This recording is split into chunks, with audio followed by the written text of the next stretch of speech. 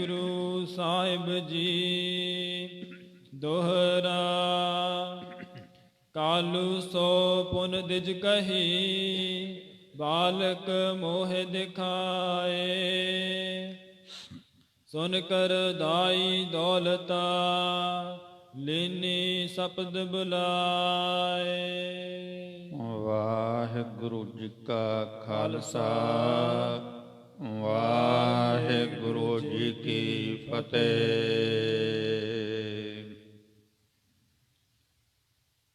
ਜੁਗੋ ਜੁਗ ਅਟਲ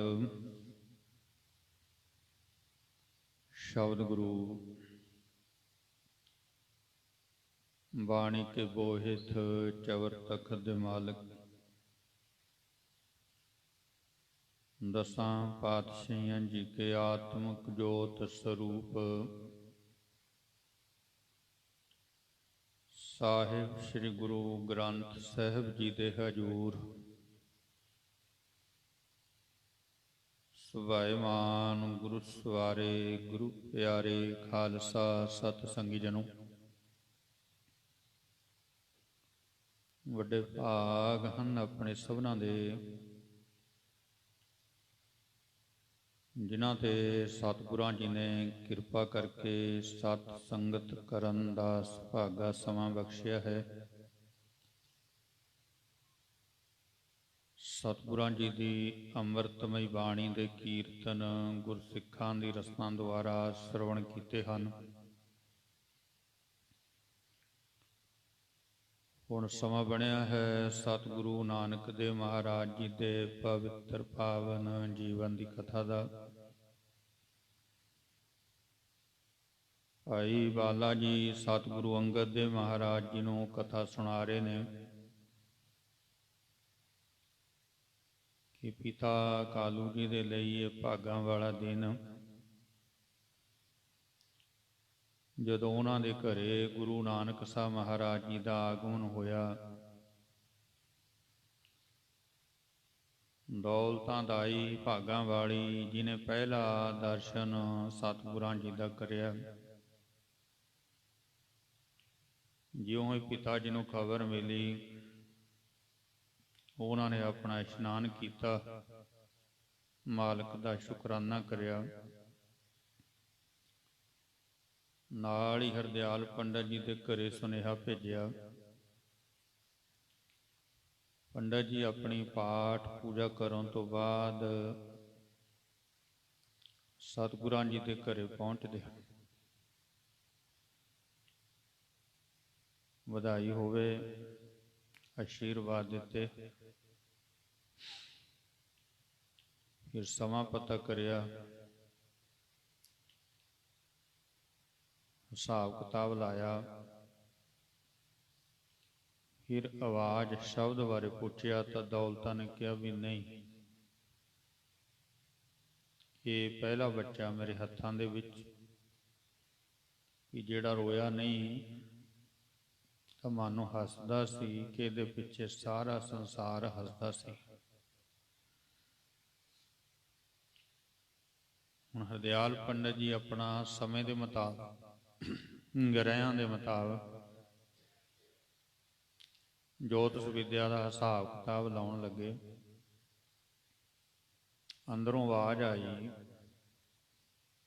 ਕਿ ਇਹ ਕੋਈ ਆਮ ਮਨੁੱਖ ਨਹੀਂ ਹੈ, ਇਹ ਕੋਈ ਅਵਤਾਰੀ ਪੁਰਸ਼ ਹੈ। ਮਨਾ ਦਰਸ਼ਨ ਕਰ ਲੈ, ਤੇਰਾ ਭਲਾ ਹੋ ਜਾਏਗਾ। ਇੱਥੋਂ ਕਥਾ ਦੀ ਆਰੰਭਤਾ ਹੁੰਦੀ ਹੈ। ਆਓ ਰਸਨਾ ਤੇ ਮੁੱਖ ਨੂੰ ਕਰੀਏ ਪਵਿੱਤਰ। ਬੋਲੋ ਜੀ ਸਤਨਾਮ ਸ੍ਰੀ ਵਾਹਿਗੁਰੂ ਸਾਹਿਬ ਜੀਓ। ਸਤਨਾਮ ਸ੍ਰੀ ਵਾਹਿਗੁਰੂ ਸਾਹਿਬ ਜੀਓ।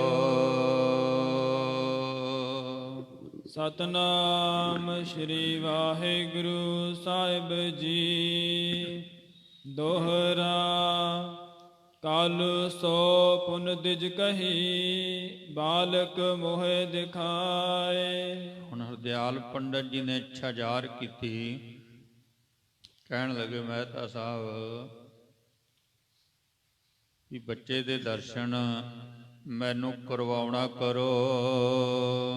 ਸੁਨ ਕਰ ਦਾਈ ਦੌਲਤਾ ਲੀਨੀ ਸਪਦ ਬੁਲਾਏ। ਨਾਲ ਦੀ ਨਾਲ ਪਿਤਾ ਜੀ ਨੇ ਦੌਲਤਾਂ ਦਾਈ ਨੂੰ ਆਵਾਜ਼ ਦਿੱਤੀ, ਬੁਲਾਇਆ ਆਪਣੇ ਕੋਲ।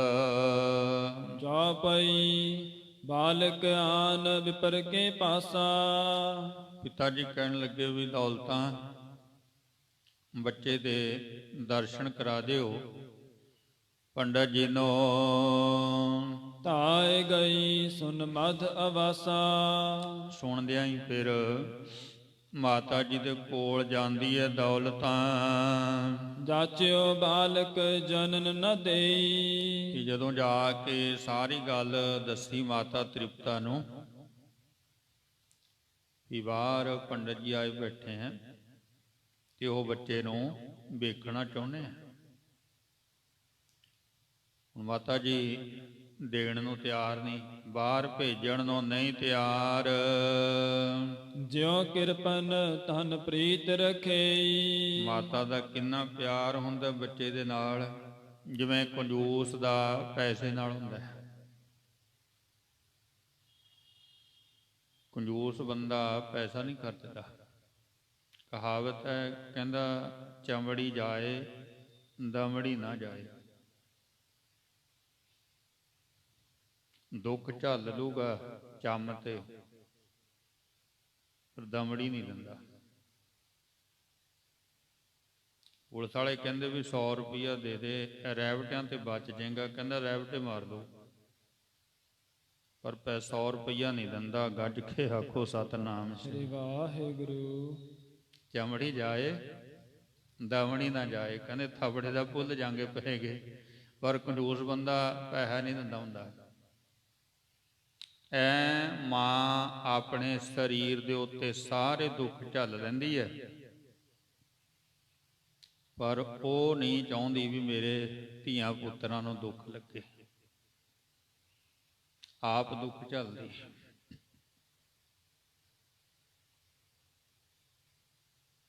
ਕਿੰਨਾ ਵੱਡਾ ਉਪਕਾਰ ਹੈ ਮਾਤਾ ਦਾ, ਉਹ ਅਸੀਂ ਸਾਰੇ ਬਸ ਭੁੱਲ ਜਾਂਦੇ ਹਾਂ।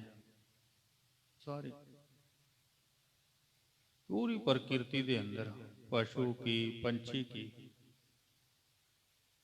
ਕਿਆ ਜਾਨ ਵਾਰਦੇ ਹੋ ਆਪਣੇ ਬੱਚਿਆਂ ਦੇ ਲਈ।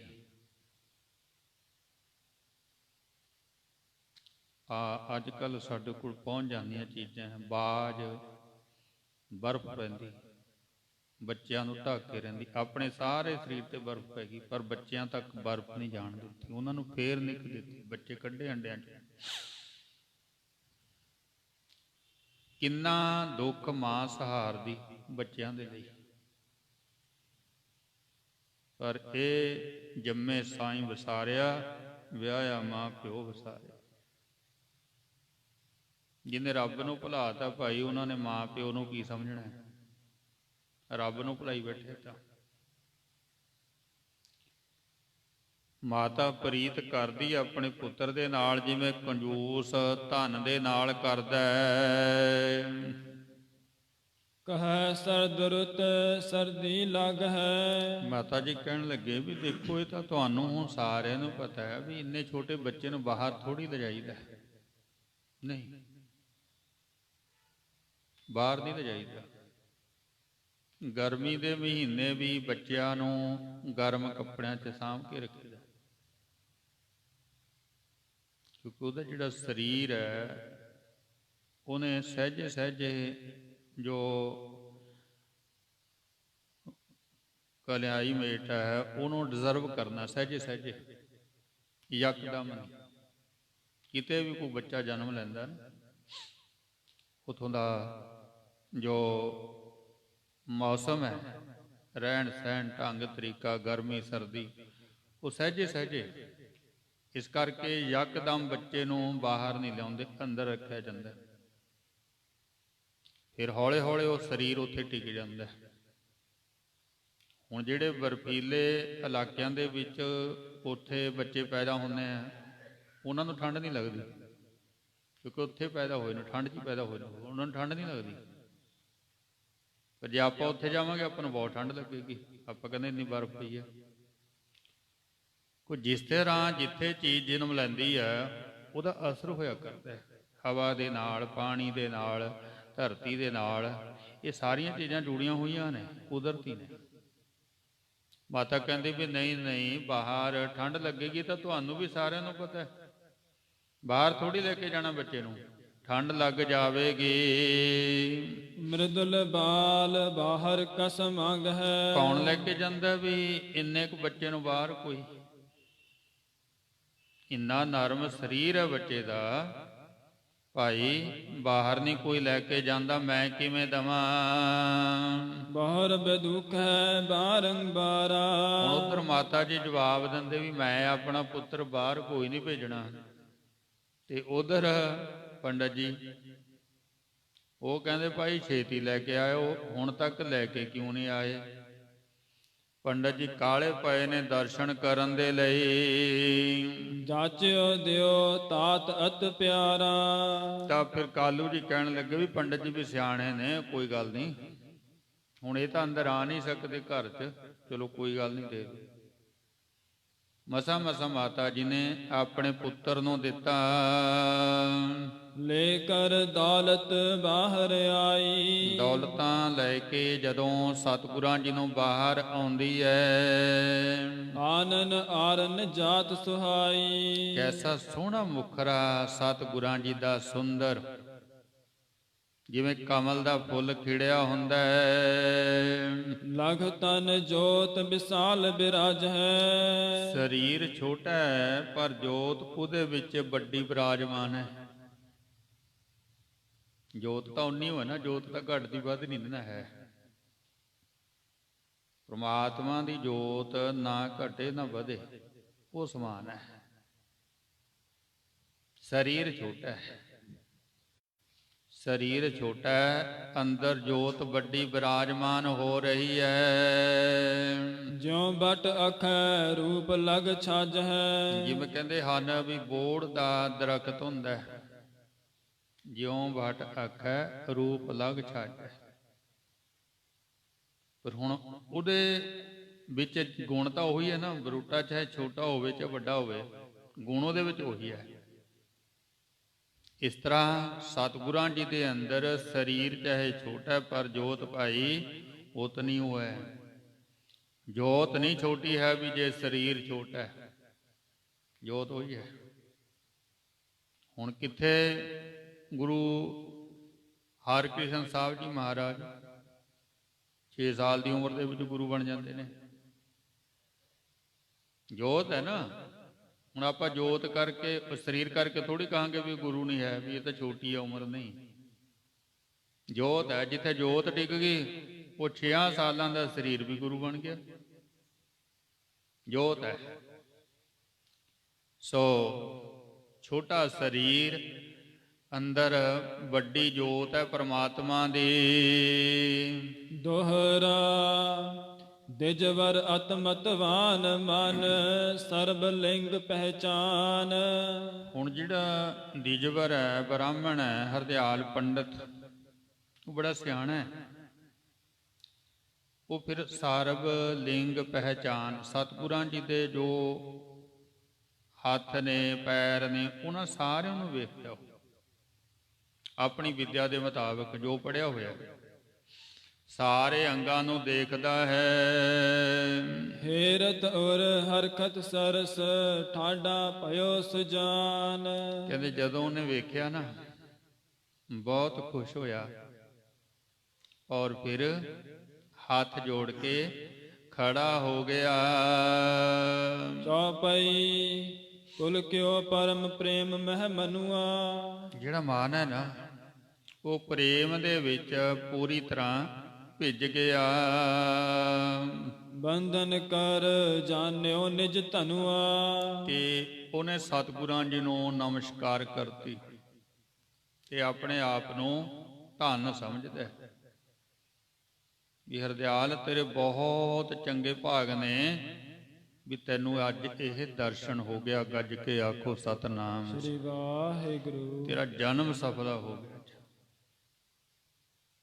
ਅੰਦਰੋਂ ਆਵਾਜ਼ ਆਉਂਦੀ, ਵਾਸਤਵ ਦੇ ਵਿੱਚ ਬਾਹਰੋਂ ਸਾਨੂੰ ਪ੍ਰੇਰਨਾ ਮਿਲਦੀ ਹੈ, ਦੇਖ ਕੇ ਸੁਣ ਕੇ ਪ੍ਰੇਰਨਾ ਮਿਲਦੀ ਹੈ, ਸਮਝ ਅੰਦਰੋਂ ਹੀ ਪੈਂਦੀ ਹੈ, ਸਮਝ ਨਹੀਂ ਬਾਹਰੋਂ ਪਿਆ ਕਰਦੀ, ਪ੍ਰੇਰਨਾ ਮਿਲਦੀ।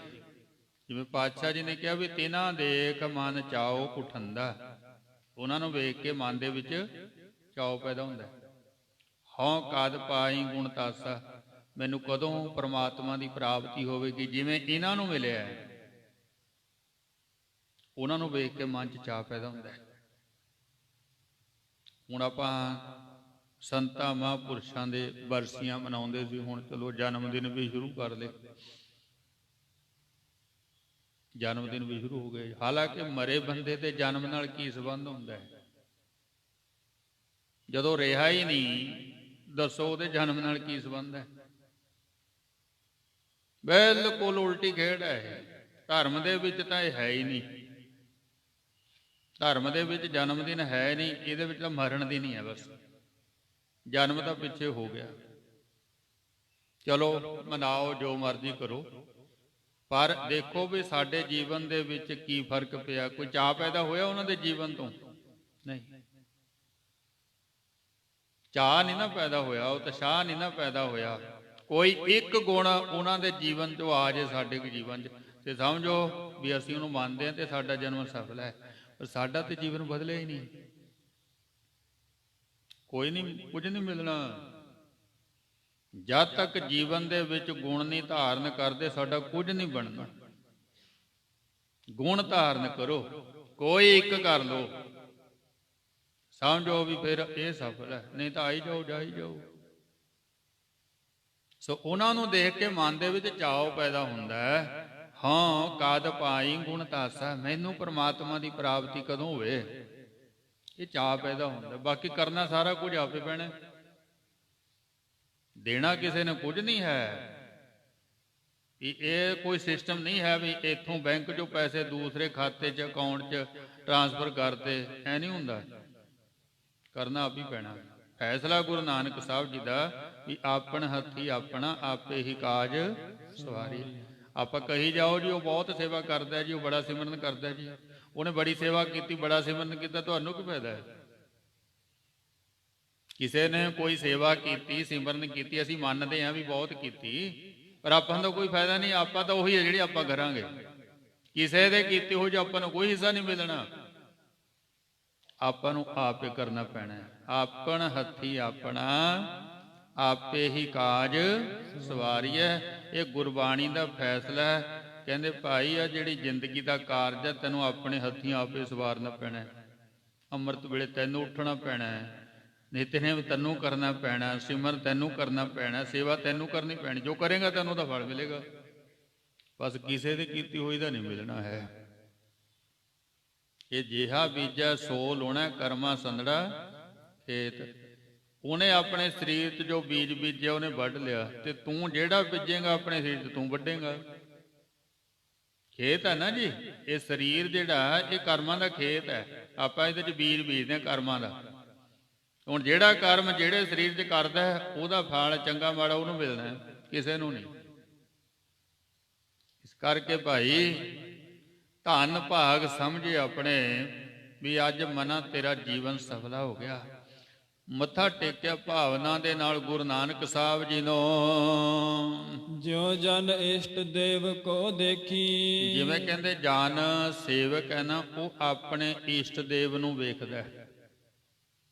ਇਸ਼ਟ ਹੁੰਦਾ ਵੀ ਆਪਾਂ ਕਿਹਨੂੰ ਮੰਨਦੇ ਹਾਂ, ਸਾਡਾ ਇਸ਼ਟ ਕੀ ਹੈ। ਸਾਡਾ ਇਸ਼ਟ ਜਿਹੜਾ ਹੈ ਉਹ ਅਕਾਲ ਹੈ।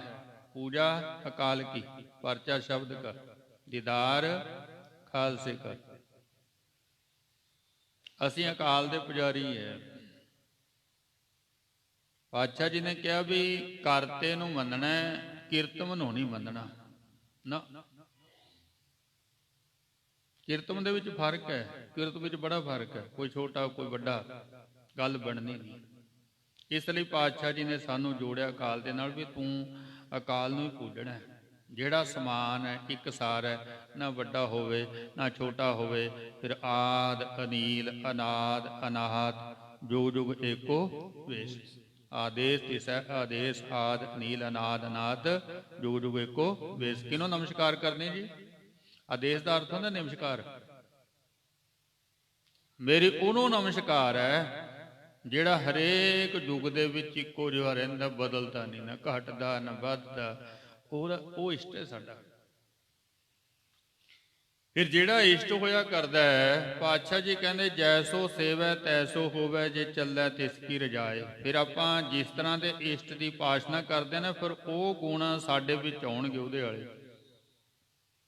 ਹੁਣ ਜੇ ਤਾਂ ਅਕਾਲ ਦੀ ਪੂਜਾ ਕਰੋਗੇ, ਫਿਰ ਅਕਾਲ ਪਰਮਾਤਮਾ ਦੇ ਗੁਣ ਸਾਡੇ ਅੰਦਰ ਪ੍ਰਗਟ ਹੋ ਜਾਣਗੇ। ਤੇ ਜੇ ਕਿਸੇ ਹੋਰ ਦੀ ਕਰੋਗੇ, ਫਿਰ ਉਹਦੇ ਵਾਲੇ ਗੁਣ ਤੁਹਾਡੇ 'ਚ ਪ੍ਰਗਟ ਹੋ ਜਾਣਗੇ। ਇਸ਼ਟ ਦੀ ਉਪਾਸਨਾ ਕੀ ਹੈ? ਵੀ ਉਹਦੇ ਗੁਣ ਸਾਡੇ ਅੰਦਰ ਪ੍ਰਗਟ ਹੋ ਜਾਣੇ ਨੇ। ਜਿਹਨੂੰ ਆਪਾਂ ਪੂਜਦੇ ਹਾਂ ਨਾ, ਜਿਹਨੂੰ ਅਸੀਂ ਮੰਨਦੇ ਹਾਂ, ਉਹਦੇ ਵਾਲੇ ਗੁਣ ਹੀ ਸਾਡੇ ਅੰਦਰ ਪ੍ਰਗਟ ਹੋਣੇ ਆ। ਤਾਂ ਤੇ ਪਾਤਸ਼ਾਹ ਜੀ ਕਹਿੰਦੇ ਅਕਾਲ ਦੀ ਪੂਜਾ ਕਰੋ, ਅਕਾਲ ਦੇ ਗੁਣ ਤੁਹਾਡੇ ਅੰਦਰ ਪ੍ਰਗਟ ਹੋ ਜਾਣ। ਅਕਾਲ ਦਾ ਸਿਮਰਨ ਕਰਨਾ, ਵਾਹਿਗੁਰੂ ਦਾ ਸਿਮਰਨ ਕਰਨਾ। ਜਿਵੇਂ ਆਪਣੇ ਇਸ਼ਟ ਨੂੰ ਜਨ ਸੇਵਕ ਵੇਖਦਾ ਹੈ, ਤਿਉ ਉਰ ਮਹਿ ਭਾ ਮੋਦ ਬਿਸ਼ੇਖੀ। ਹੁਣ ਫਿਰ ਉਹਨੂੰ ਕਿੰਨੀ ਖੁਸ਼ੀ ਹੁੰਦੀ ਜਦੋਂ ਕੋਈ ਆਪਣੇ ਇਸ਼ਟ ਨੂੰ ਵੇਖ ਲੈਂਦਾ। ਬੜੀ ਖੁਸ਼ੀ ਹੁੰਦੀ। ਇਸ ਤਰ੍ਹਾਂ ਖੁਸ਼ੀ ਹੋਈ ਜਿਵੇਂ ਆਪਣੇ ਇਸ਼ਟ ਨੂੰ ਵੇਖ ਕੇ ਪ੍ਰਸੰਨਤਾ ਖੁਸ਼ੀ ਹੁੰਦੀ ਹੈ। ਸਭ ਅੰਗਨ ਕੇ ਸੁੰਦਰ ਲੱਛਣ। ਸਾਰੇ ਅੰਗ ਉਹਨੇ ਵੇਖੇ ਤੇ ਸਾਰੇ ਅੰਗਾਂ ਦੇ ਵਿੱਚ ਲੱਛਣ ਸੁੰਦਰ ਹਨ। ਲਗਿਓ ਬਿਲੋਕਨ ਵਿਪਰ ਵਿਚਛਣ। ਬਹੁਤ ਸਿਆਣਾ ਹਰਦਿਆਲ ਪੰਡਤ, ਲੱਗਿਆ ਵੇਖਣ। ਅਰਨ ਚਰਨ ਬਾਰ ਮ੍ਰਿਦੁਲ ਸੁਹਾਵੈ। ਬਿਲਕੁਲ ਲਾਲ ਰੰਗ ਦੇ ਚਰਨ ਸਤਿਗੁਰਾਂ ਜੀ ਦੇ ਸੋਹਣੇ ਲੱਗਦੇ ਹਨ। ਜਿਮ ਦਲ ਕੂਕ ਨੰਦ ਦੁੱਤ ਪਾਵੈ। ਐਸੇ ਨਰਮ ਜਿਵੇਂ ਕਮਲ ਦੇ ਪੱਤੇ ਹੁੰਦੇ ਹਨ। ਪੁਜ ਆਜਾਨ ਕੰਧ ਸ਼ੁਭ ਊਚੇ। ਬਾਹਾਂ ਲੰਮੀਆਂ ਤੇ ਕੰਧੇ ਮੋਢੇ ਉੱਚੇ ਹਨ। ਕਾਰਜ ਅਰਨ ਜਿਉ ਨਗ ਹੋਏ ਸੂਚੇ। ਕਾਰਜ ਅਰਨ ਜਿਉ ਨਾਗ ਹੋਏ ਸੋਚੇ। ਫਿਰ ਹੱਥਾਂ ਦੀਆਂ ਹਥੇਲੀਆਂ ਉੱਚੀਆਂ ਨੇ, ਨਖਨ ਜਿਹੜੇ ਹਨ ਉਹ ਲਾਲੀ ਉਹਨਾਂ ਦੇ ਵਿੱਚ ਚਮਕਦੀ ਹੈ। ਕਰ ਸ਼ਾਖਾ ਇਕਸਾਰ ਵਿਸਾਲਾ। ਉਂਗਲਾਂ ਵੇਖਦਾ ਹੈ, ਇੱਕ ਸਾਰ ਕਤਾਰਾਂ ਬਣਦੀਆਂ ਸਾਰੀਆਂ। ਔਰ ਆਇਤ ਸ਼ੋਭਤ ਛਬ ਚਾਲਾ। ਤੇ ਫਿਰ ਛਾਤੀ ਵੇਖਦਾ ਹੈ ਜੋ ਉੱਚੀ ਹੈ, ਸੋਹਣੀ ਲੱਗਦੀ ਹੈ। ਦਾਹਨ ਕਰਮ ਹੈ ਚਮਰ ਬਨਾਵਾ। ਫਿਰ ਜਦੋਂ ਸੱਜੇ ਹੱਥ ਦੇ ਵਿੱਚ ਵੇਖਦਾ ਹੈ ਛਤਰ ਬਣਿਆ ਹੋਇਆ। ਛਤਰ ਬਾਮ ਮਹਿ ਰੁਚਰ ਸੁਹਾਵਾ। ਤੇ ਖੱਬੇ ਪਾਸੇ ਬਣਿਆ ਹੋਇਆ ਹੈ ਛਤਰ, ਤੇ ਸੱਜੇ ਦੇ ਵਿੱਚ ਬਣਿਆ ਹੋਇਆ ਚੌਰ। ਕੋਮਲ ਗੋਲ ਕਪੋਲ ਸੁਹਾਵਨ। ਸੋਹਣੀਆਂ ਗੱਲਾਂ ਵੇਖਦਾ ਹੱਥ ਲਾ ਕੇ। ਉਨਤ ਨਾਸਿਕਾ ਮੋਦ ਬੜਾਵਨ। ਸੋਹਣੀ ਨਾਸਿਕਾ ਹੈ ਸਤਿਗੁਰਾਂ ਜੀ ਦੀ, ਜਿਵੇਂ ਅਲਸੀ ਦਾ ਫੁੱਲ ਹੁੰਦਾ ਹੈ। ਅਰਦੰ ਚੰਦਰਾਕਾਰ ਲਿਲਾਰੰ। ਮੱਥਾ ਅੱਧੇ ਚੰਦਰਮਾ ਦੀ ਨਿਆਈ। ਧਨ ਪ੍ਰਕੁਟੀ ਸੋ ਕਰੁੰਚ ਬਿਨ ਬਾਰੰ। ਇਹ ਅੱਖਾਂ ਦਾ ਉੱਪਰਲਾ ਹਿੱਸਾ ਵੇਖਦਾ, ਜਿਹਨੂੰ ਉੱਪਰ ਵੱਟੇ ਕਹਿੰਦੇ। ਜਿਵੇਂ ਕਮਾਨ ਹੁੰਦੀ ਹੈ। ਸੁਨ ਕਾਲੂ ਸੁਤ ਤੋਏ ਵਿਚਛਨ। ਕਿੰਨੀ ਦੇਰ ਹਰਦਿਆਲ ਪੰਡਤ ਜੀ ਵੇਖਦੇ ਰਹੇ, ਸਾਰੇ ਅੰਗ ਵੇਖੇ। ਫਿਰ ਕਹਿਣ ਲੱਗਾ, ਕਾਲੂ ਤੇਰੇ ਪੁੱਤਰ ਬਾਰੇ ਮੈਂ ਕੀ ਕਹਾਂ। ਸਾਰੇ ਹੀ ਲੱਛਣ ਇਹਦੇ ਵਿੱਚ ਸ਼ੁਭ ਪਾਏ ਜਾਂਦੇ ਹਨ। ਇਸ ਮਹਿ ਲਖਿਅਤ ਬਤ ਸੋ ਲੱਛਣ। ਇਹ ਗੱਲ ਮੈਂ ਤੈਨੂੰ ਦੱਸ ਰਿਹਾ ਵੀ ਆਪਣੀ ਵਿਦਿਆ ਦੇ ਮੁਤਾਬਕ ਤੇਰੇ ਪੁੱਤਰ ਦੀ ਸੋਭਾ।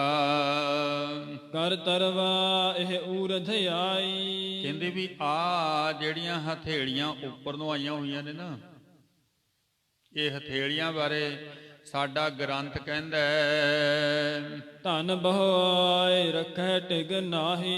ਵੀ ਧਨ ਆਊਗਾ ਬਹੁਤ, ਪਰ ਇਹਨੇ ਕੋਲ ਕੋਈ ਨਹੀਂ ਰੱਖਣਾ। ਕੋਲ ਕੋਈ ਨਹੀਂ ਰੱਖਣਾ। ਸਾਰੀ ਦੁਨੀਆ ਦੇ ਧਨ ਦੇ ਮਾਲਕ ਗੁਰੂ ਨਾਨਕ ਸਾਹਿਬ ਜੀ ਮਹਾਰਾਜ, ਸਾਰੀ ਦੁਨੀਆ ਦੇ। ਪਰ ਆਪਣੇ ਕੋਲ ਕੁਝ ਨਹੀਂ ਰੱਖਦੇ। ਗੱਜ ਕੇ ਆਖੋ ਸਤਨਾਮ। ਸ੍ਰੀ ਵਾਹਿਗੁਰੂ। ਆਪਣੇ ਕੋਲ ਕੁਝ ਨਹੀਂ ਰੱਖਦੇ ਨਾ। ਧਨ ਆਵੇਗਾ ਬਹੁਤ, ਪਰ ਇਹਨੇ ਆਪਣੇ ਕੋਲ ਨਹੀਂ ਰੱਖਣਾ। ਪੜਿਓ ਸਮੁੰਦਰਕ ਮੈਂ ਬਹੁ ਸੋਧਾ। ਇਹ ਮੈਂ ਤੈਨੂੰ ਕਿਉਂ ਦੱਸ ਰਿਹਾ? ਕਿਉਂਕਿ ਮੈਂ ਇੱਕ ਗ੍ਰੰਥ ਪੜ੍ਹਿਆ ਹੋਇਆ ਹੈ।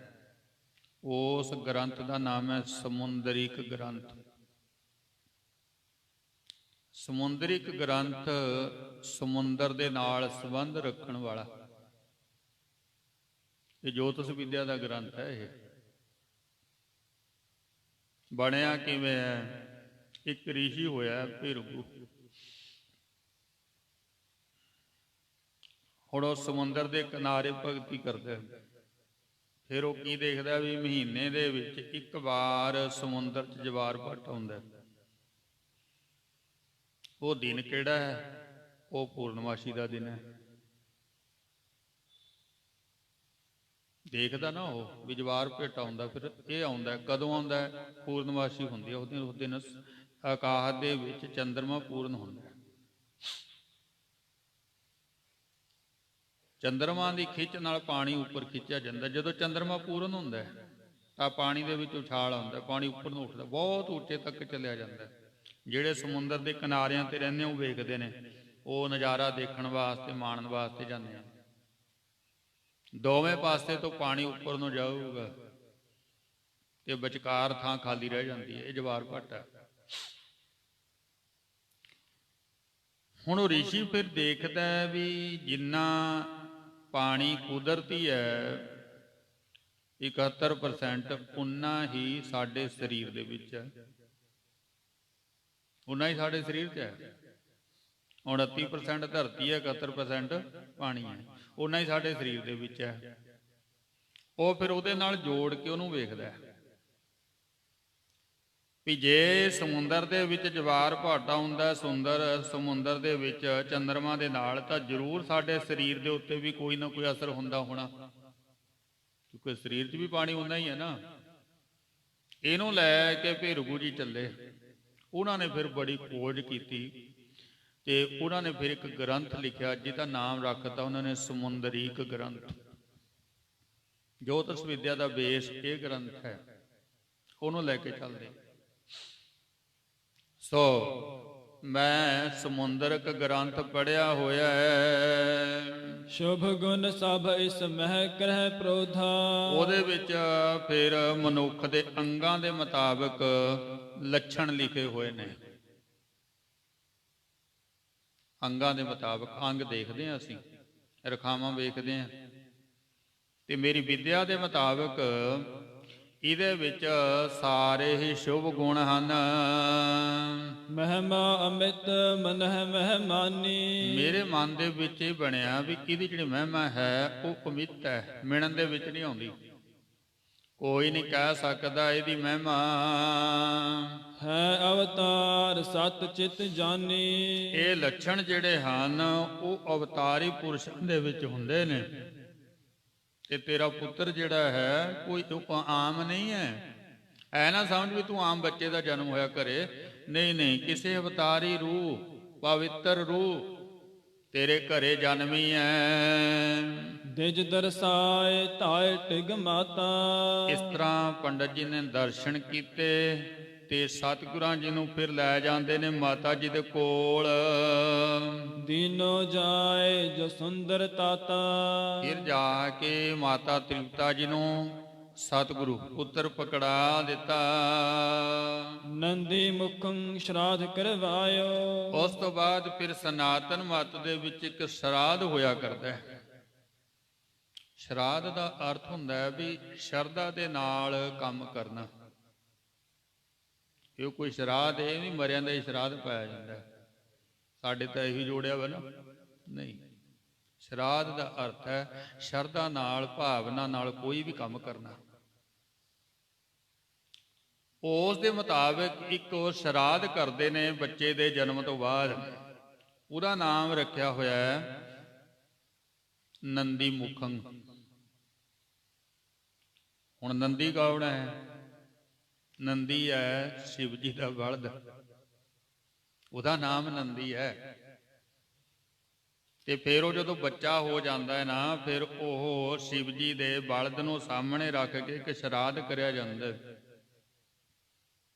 ਕਿਉਂ? ਕਹਿੰਦੇ ਵੀ ਹੁਣ ਵਿਸ਼ਨੂੰ ਨੇ ਭੇਜਤਾ, ਬ੍ਰਹਮਾ ਨੇ ਜਨਮ ਦੇਤਾ, ਤੇ ਹੁਣ ਜਿਹੜਾ ਮਾਰਨ ਵਾਲਾ ਕੰਮ ਉਹ ਸ਼ਿਵ ਜੀ ਦਾ ਹੈ।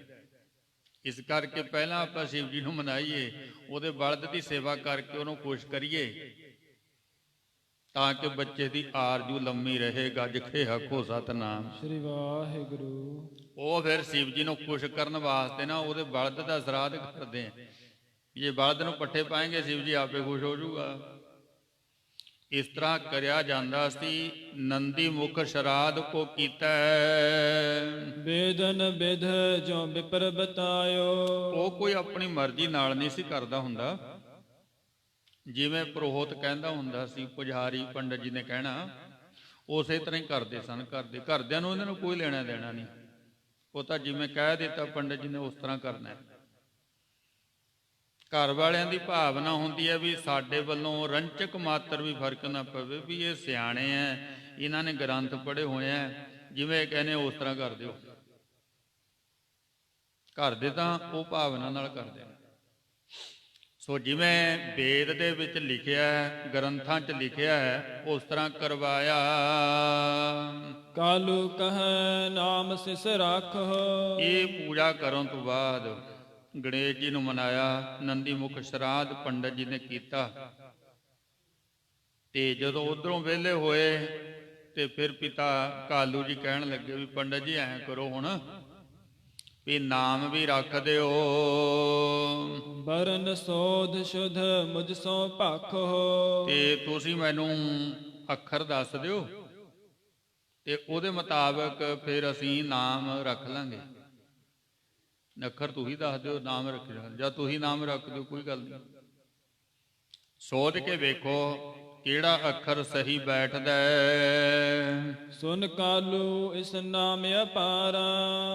ਤੇ ਪੰਡਤ ਜੀ ਕਹਿਣ ਲੱਗੇ ਵੀ ਕਾਲੂ ਜੀ, ਇਹ ਗੱਲ ਤੁਸੀਂ ਅੱਜ ਨਾ ਕਹੋ, ਮੈਨੂੰ ਥੋੜਾ ਜਿਹਾ ਮੈਨੂੰ ਸਮਾਂ ਦੇ ਦਿਓ, ਕਿਉਂਕਿ ਇਹਦਾ ਨਾਮ ਵੀ ਮੈਨੂੰ ਸੋਚ ਸਮਝ ਕੇ ਰੱਖਣਾ ਪੈਣਾ। ਇਸ ਤਰ੍ਹਾਂ ਨਹੀਂ, ਮੈਂ ਹੁਣੇ ਨਹੀਂ ਨਾਮ ਰੱਖ ਸਕਦਾ, ਥੋੜਾ ਮੈਨੂੰ ਸਮਾਂ ਦਿਓ। ਹਾਂ ਰਾਖੋ ਕਰ ਸੋਧ ਵਿਚਾਰਾ। ਮੈਂ ਚੰਗੀ ਤਰ੍ਹਾਂ ਸੋਧ ਕੇ ਵਿਚਾਰ ਕੇ ਫੇਰ ਹੀ ਨਾਮ ਰੱਖਾਂਗਾ। ਅਬ ਨਿਜ ਕੁਲ ਕੀ ਜਹ ਚਾਲੀ। ਬਈ ਹੁਣ ਜੋ ਤੁਹਾਡੇ ਚੱਲਦਾ ਨਾ, ਤੁਹਾਡੀ ਜਾਤ ਬਰਾਦਰੀ ਚ, ਕੁਲ ਚ, ਉਹ ਤੁਸੀਂ ਆਪਣਾ ਕੰਮ ਕਰੋ। ਜੋ ਜਾ ਚਾਹੈ ਤੇ ਭੇਜ ਨਾ ਖਾਲੀ। ਦੇਖ ਬਈ, ਕੋਈ ਵੀ ਤੁਹਾਡੇ ਘਰੇ ਆਵੇ ਨਾ, ਉਹਨੂੰ ਖਾਲੀ ਨਹੀਂ ਮੋੜਨਾ। ਖਾਲੀ ਨਹੀਂ ਕਿਸੇ ਨੂੰ ਜਾਣ ਦੇਣਾ। ਜਦੋਂ ਕੋਈ ਆਊਗਾ ਮੰਗਣ, ਉਹਨੂੰ ਆਪਾਂ ਕੁਝ ਦੇਵਾਂਗੇ, ਥੋੜਾ ਦੇ ਦਿਓ, ਉਹ ਅਸੀਸ ਦੇ ਕੇ ਜਾਊਗਾ ਨਾ। ਆਪਾਂ ਨੇ ਅਸੀਸਾਂ ਲੈਣੀਆਂ, ਅਸੀਸ ਲੈਣੀ ਹੈ। ਹੁਣ ਇਹ ਗੱਲਾਂ ਸਾਰੀਆਂ ਖਤਮ ਹੋ ਗਈਆਂ, ਹੁਣ ਇਹ ਰਿਹਾ ਨਹੀਂ ਹੈ। ਜਿੱਥੋਂ ਅਸੀਸ ਲੈਣੀ ਹੈ ਉੱਥੇ ਤਾਂ ਝਗੜਾ ਹੁੰਦਾ ਹੈ, ਤੇ ਜਿਨ੍ਹਾਂ ਨੇ ਦੇਣਾ ਕੁਝ ਨਹੀਂ ਹੈ ਉਹਨਾਂ ਨੂੰ ਅਸੀਂ ਖੁਸ਼ ਕਰਨ ਤੇ ਲੱਗੇ ਹੋਏ ਹਾਂ।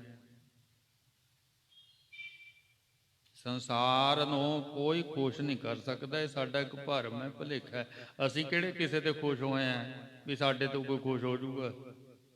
ਜੋ ਮਰਜ਼ੀ ਕਰ ਲਓ, ਜਾਨ ਦੀ ਬਾਜੀ ਲਾ ਲਓ, ਪਰ ਸ਼ਾਬਾਸ਼ ਕੋਈ ਨਹੀਂ ਮਿਲਣੀ। ਗੱਜ ਕੇ ਆਖੋ ਸਤਨਾਮ ਸ੍ਰੀ ਵਾਹਿਗੁਰੂ। ਸ਼ਾਬਾਸ਼ ਨਹੀਂ ਕੋਈ ਦੇ ਕੇ ਚੰਦਾ, ਕਮੀ ਕੋਈ ਨਾ ਕੋਈ ਦੱਸ ਕੇ ਜਾਊਗਾ ਵੀ ਆਹ ਘਾਟ ਇਹਦੇ 'ਚ ਰਹਿ ਗਈ। ਪੁੱਛ ਲਓ ਆਪਣੇ ਵੱਲੋਂ, ਪੂਰਾ ਜ਼ੋਰ ਤਾਣ ਲਾ ਕੇ ਨਾ, ਫਿਰ ਪੁੱਛ ਲਿਓ ਵੀ ਦੇਖੋ ਵੀ ਕਿਸੇ ਨੇ ਮੇਰਾ ਪੱਖ ਨਹੀਂ ਕਰਨਾ, ਮੇਰੀ ਲਿਹਾਜ਼ ਨਹੀਂ ਕਿਸੇ ਨੇ ਕਰਨੀ। ਇਮਾਨਦਾਰੀ ਦੇ ਨਾਲ ਦੱਸੋ ਵੀ ਇਹਦੇ 'ਚ ਕਮੀ ਕੀ ਹੈ। ਸੁਣਨੀਆਂ ਔਖੀਆਂ ਹੋ ਜਾਣਗੀਆਂ, ਇੰਨੀਆਂ ਕਮੀਆਂ ਦੱਸ ਦੇਣਗੇ ਦੱਸਣ ਵਾਲੇ। ਪਰ ਜੇ ਕਿਸੇ ਗਰੀਬ ਨੂੰ ਥੋੜਾ ਜਿਹਾ ਦਿੱਤਾ, ਉਹ ਪਤਾ ਨਹੀਂ ਕਿੰਨੀਆਂ ਅਸੀਸਾਂ ਦੇ ਕੇ ਜਾਊਗਾ, ਕਿੰਨੀਆਂ ਪਤਾ ਹੀ ਨਹੀਂ। ਇਸ ਕਰਕੇ ਅਸੀਸ ਲੈਣੀ ਹੈ। ਵਿਆਹ ਦੇ ਵਿੱਚ ਖੁਸ਼ੀ ਵੇਲੇ ਕੀ ਹੁੰਦਾ, ਉਹ ਵਿਚਾਰੇ ਢੋਲਕੀ ਵਾਲੇ ਮਿੰਨਤਾਂ ਕਰੀ ਜਾਂਦੇ ਆ ਕਿ ਸਾਨੂੰ ਤੋਰ ਦਿਓ, ਸਾਨੂੰ ਤੋਰ ਦਿਓ। ਉਹਨਾਂ ਨੂੰ ਨਹੀਂ ਕੋਈ ਤੋਰਦਾ। ਸਾਰੇ ਆਪਾਂ ਵਿੱਚੇ ਹੀ ਆ, ਗੱਲਾਂ ਕਰਦੇ ਆ, ਹੈ ਤਾਂ ਵਿੱਚੇ ਹੀ ਆ ਸਾਰੇ। ਫਿਰ ਭੁੱਲ ਜਾਂਦੀ ਇਹ ਗੱਲ ਵੀ ਯਾਰ ਗਰੀਬ ਬੰਦੇ ਨੂੰ ਪਹਿਲਾਂ ਤੋਰੋ, ਉਹਨੂੰ ਰੋਟੀ ਖਵਾਓ, ਉਹਨੂੰ ਪਹਿਲਾਂ ਤੋਰੋ, ਵੀ ਉਹਨੇ ਅੱਗੇ ਵੀ ਜਾਣਾ ਹੁੰਦਾ ਕਿਤੇ। ਪਰ ਨਾ, ਗਰੀਬ ਦਾ ਕੋਈ ਖਿਆਲ ਨਹੀਂ, ਰੋਟੀ ਵੀ ਨਹੀਂ ਕਈ ਵਾਰੀ ਤਾਂ ਖਵਾਉਂਦੇ। ਕਈ ਵਾਰੀ ਤਾਂ ਉਹਨਾਂ ਨੂੰ ਧੱਕ ਕੇ ਪਰੇ ਕਰਦੇ ਆ ਵੀ ਤੁਸੀਂ ਸਾਡੇ ਰਿਸ਼ਤੇਦਾਰਾਂ ਦੇ ਸਾਹਮਣੇ ਬੇਇੱਜ਼ਤੀ ਕਰਾਉਂਦੇ ਹੋ। ਸੋ ਪੰਡਤ ਜੀ ਕਹਿੰਦੇ ਵੀ ਆਪਾਂ ਨਾ ਅਸੀਸ ਲੈਣੀ ਹੈ, ਇਸ ਕਰਕੇ ਕੋਈ ਖਾਲੀ ਨਾ ਜਾਵੇ ਘਰੋਂ। ਜਿਹੜਾ ਵੀ ਆਉਂਦਾ ਹੈ ਉਹਨੂੰ ਕੁਝ ਨਾ ਕੁਝ ਦੇਣਾ ਹੈ। ਦੋਹਰਾ ਇਹ ਬਿਦ ਕਹਿ ਤਿਜ ਬਰ ਗਇਓ, ਜੋ ਤਿਸ ਕਰਤ ਵਿਚਾਰ। ਇਸ ਤਰ੍ਹਾਂ ਪੰਡਤ ਜੀ ਕਹਿ ਕੇ ਆਪਣੇ ਘਰੇ ਚਲੇ ਜਾਂਦੇ। ਹੁਣ ਪੰਡਤ ਜੀ ਦੇ ਕੋਲ ਜਿਹੜੇ ਗ੍ਰੰਥ ਪਏ ਨੇ ਨਾ, ਉਹਨੇ ਪੜ੍ਹਨੇ ਸ਼ੁਰੂ ਕਰਤੇ, ਦੁਬਾਰੇ ਤੋਂ ਪੜ੍ਹੇ ਸਾਰੇ, ਪੜ੍ਹੀ ਜਾਂਦਾ, ਵਿਚਾਰ ਕਰੀ ਜਾਂਦਾ। ਦਰ ਪਰ ਤੋਰਨ ਸੁੰਦਰੰ, ਬਾਧਤ ਹਰਖ ਅਪਾਰ। ਤੇ ਉਧਰ ਘਰ ਦੇ ਵਿੱਚ ਖੁਸ਼ੀ ਹੈ, ਅੱਗੇ ਟਾਹਣੀਆਂ ਹਰੇ ਰੰਗ ਦੀਆਂ ਬੰਨੀਆਂ ਗਈਆਂ ਨੇ। ਚੌਪਈ ਆਵਹਿ ਦਰ ਬਹੁ ਜਾਚਕ ਜਾਚ ਹੈ। ਕਿਉਂਕਿ ਜਿਹੜਾ ਸਤਿਗੁਰਾਂ ਜੀ ਦਾ ਘਰ ਹੈ ਉਹ ਬੜਾ ਅਮੀਰ ਘਰ ਹੈ, ਬੜੇ ਅਮੀਰ ਨੇ। ਪਿਤਾ ਕਾਲੂ ਜੀ ਜਿਨ੍ਹਾਂ ਕੋਲ ਪਟਵਾਰੀ ਦਾ ਕੰਮ ਹੈ, ਪਟਵਾਰੀ ਦਾ ਕੰਮ ਹੈ। ਅੱਜ ਦੇ ਹਿਸਾਬ ਦੇ ਨਾਲ ਤਕਰੀਬਨ 35,000 ਏਕੜ 3500 ਏਕੜ ਜ਼ਮੀਨ ਹੈ ਜਿਹਦੀ ਜ਼ਿੰਮੇਵਾਰੀ ਸੀ ਇਕੱਲੇ ਪਟਵਾਰੀ ਦੇ ਕੋਲ। ਤਨਖਾਹ ਵੀ ਉਹਦੇ ਹਿਸਾਬ ਨਾਲ ਮਿਲਣੀ ਹੈ। ਫਿਰ ਰਾਏ ਬਲਾਰ ਦੇ ਨਾਲ ਨੇੜਤਾ ਹੋਣ ਕਰਕੇ ਹੋਰ ਸਤਿਕਾਰ ਸੀ, ਵੀ ਰਾਏ ਬਲਾਰ ਦੇ ਨਾਲ ਭਗਵਤ ਭਰਾ ਬਣੇ ਨਾ ਪਿਤਾ ਜੀ, ਉਹਦੇ ਨਾਲ ਹੋਰ ਸਤਿਕਾਰ ਸੀ। ਬੜਾ ਜਾਣਿਆ ਪਛਾਣਿਆ ਪਰਿਵਾਰ ਸੀ ਇਲਾਕੇ ਦੇ ਵਿੱਚ। ਪਿਤਾ ਕਾਲੂ ਜੀ ਨੂੰ ਬਹੁਤ ਦੂਰ ਤੱਕ ਲੋਕੀ ਜਾਣਦੇ ਸਨ। ਤੇ ਹੁਣ ਭਾਈ ਜਿਹੜਾ ਅਮੀਰ ਘਰ ਹੈ, ਫਿਰ ਉੱਥੇ ਮੰਗਤੇ ਵੀ ਉਸੇ ਹਿਸਾਬ ਦੇ ਨਾਲ ਆਉਣੇ ਨੇ। ਜ਼ਿਆਦਾ ਹੀ ਆਉਣਗੇ ਨਾ, ਉੱਥੇ ਸਾਰੇ ਆਉਣਗੇ ਨਾ, ਉੱਥੇ ਸਾਰੇ ਆਉਂਦੇ। ਕੋਈ ਪੂਰੇ ਇਲਾਕੇ ਚੋਂ ਜਾਚਕ ਮੰਗਤੇ ਆਉਂਦੇ ਹਨ। ਤਾਲਨ ਪੂਰ ਕਲੀਵ ਸੋ ਨਚ ਹੈ। ਤਾਲਨ ਪੂਰ ਕਹਿੰਦੇ ਨੇ ਤਾੜੀਆਂ ਮਾਰਨ ਵਾਲਿਆਂ ਨੂੰ। ਖੁਸਰੇ ਜਿਹੜੇ ਨੇ ਉਹ ਤਾੜੀਆਂ ਵਜਾਉਂਦੇ ਨੇ, ਨੱਚਦੇ। ਕਲੀਵ ਨਾਮ ਹੈ ਖੁਸਰੇ ਦਾ। ਉਹਨਾਂ ਨੇ ਵੀ ਆ ਕੇ ਵਧਾਈ ਲੈਣੀ ਹੈ ਬਈ ਆਪਣੀ। ਉਹ ਵੀ ਆਏ, ਉਹ ਵੀ ਆਪਣੀਆਂ ਤਾੜੀਆਂ ਵਜਾਉਂਦੇ ਹਨ।